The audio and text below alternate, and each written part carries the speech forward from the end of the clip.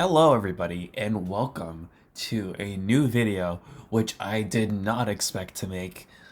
Um, Last night was the craziest game I've watched from my team this entire season, and I cannot believe that we won. We just upset a team that has had a tear on the league the last two seasons. Yeah, they lost two straight coming into our game. And yeah, their quarterback was sick, but we just beat them anyways with a backup quarterback, and our offense has struggled the entire year. Our defense has struggled pretty consistently, and we beat them. I still cannot believe what just happened. Let's just get right into it. So this game started off really poorly for the Seahawks. There was just no offense whatsoever. It was already around the 2 minute warning, only an hour into the game. So this game was just a snooze fest. There was hardly any points, and the Eagles got up to a 7-0 start eventually, and they pretty much held on to the lead for the entire game. There was never a point in which the Seahawks led the entire game until 30 seconds left. I just cannot believe that we were going to come back. We were down 10. Realistically, we were in it every single game of this 4 game losing streak. And the first game we should have won. The Niners game we were able to come back, but we lost. The Cowboys game we could have won. We were leading most of the game. The other Niners game, it was hanging on. We were close, but we still lost. And then this game where we actually won.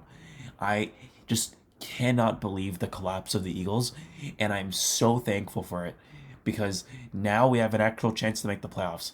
Last week, really, I was hoping, oh, we're going to lose out at this point, just tank for a better draft pick.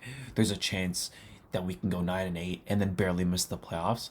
But with this win, realistically, some of Seahawks fans, all Seahawks fans, have to be a Niner fan later on in the year. Whenever the Niners play the Rams, we gotta hope that they can somehow beat them because now it's up to them to beat them so that they can lose a game and then we can make it in. Because right now, pretty sure it's the Vikings and the Rams. Drew Lock, I am considering buying a jersey because that man on that final drive, he was actually really good the entire game, surprisingly. Compared to last week where he was decent, this game he was actually really good. And when it came down to the wire, down four with a minute and 40 seconds remaining, he was able to drive down the field 90 yards with one timeout, by the way, which Geno Smith couldn't do earlier in the year, and Russell Wilson struggled a couple times. He was able to do it, but Drew Lock did it first time and just with ease. And yeah, he killed it. Obviously, I can't say his nickname because, I want to stay a little bit appropriate, but you know his nickname. Shout out that guy. I love that guy. DK Metcalf is James Bradbury's father. James Bradbury, people were saying, oh, he's actually really good. He probably is really good. He's better than any of our corners. But you got torched, man. Good luck next week. People know your weakness is just simply a guy that's bigger and stronger and faster and taller than you. DK Metcalf is just your father. Yep, you have to get that tested because this man cannot lose to the Eagles, and he never will lose to the Eagles. Pete Carroll will never lose to the Eagles, and two crazy catches for him on that drive. And then Drew Lock with the easiest dive of his career to JSN for the touchdown, toe tap, just perfect. Wish we could have that all year. And that was it. 2017. On the defensive side of the ball, our linemen played okay. D lineman played okay. We didn't really get a sack on him. But really, who cares? If you still win without a sack, it's pretty surprising, but that's a Seahawks way to win. And then Julian Love is Jalen Hurts' father. That man is amazing. I think he had 2 picks. I think he had the first one too. Both launches downfield, just picked him off, just shut him up. That second one was an interception. For people to say that it was an interception, it was. There's a small blade of grass that flicks up off of his left foot, so it's an interception, and we win. So, yeah, I am over the moon right now. I cannot believe that we won.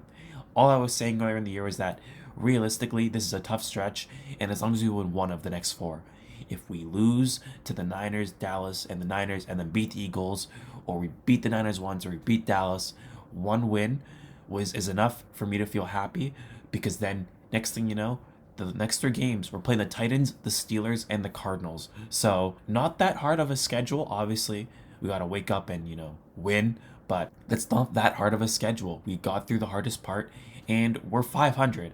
So, if we can win the next 3, we're 10-7, maybe a chance to get in the playoffs, and who knows what we can do in the playoffs. But, yeah, this is crazy. Again, this Eagles team, does not understand how to chew the clock late in games.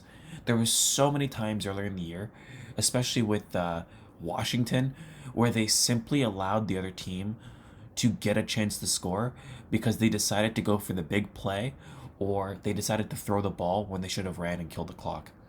With the Washington game, they threw a touchdown when it was a tie game, when instead they could have ran the ball and just kicked the field goal to win.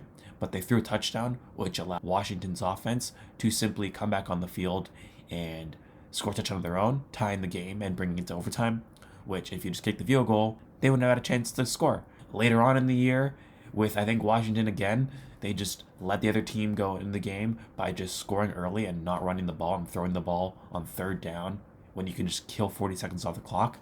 They didn't, and it burned them. And then this week, they were up with the ball and they were killing the clock, and then all of a sudden after 1 run and at 2 failed run attempts, the 3rd one, they decide to just run around, all around, trying to, I guess, waste time too, and then he just launches it out of bounds, incomplete.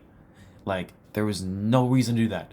Just run the ball, get it to the 2-minute warning, then just see what happens. Realistically, nothing would have happened because the incomplete pass was so later on in the drive that it's still 2-minute warning anyways. But still, just run the ball. You don't have to pass the ball in that situation. If you just keep running the ball, we had 1 timeout, so if you got a 1st down, the game was over. I don't know. They probably need to plan their 4th quarter time management here, because that was just not very smart. But yeah, that's all my ranting, or happy ranting for now. We'll see you next week to see if we can actually ride off of this success. But yeah, I'm very happy. Let me know how you feel in the comments. And yeah, that's about it. See ya.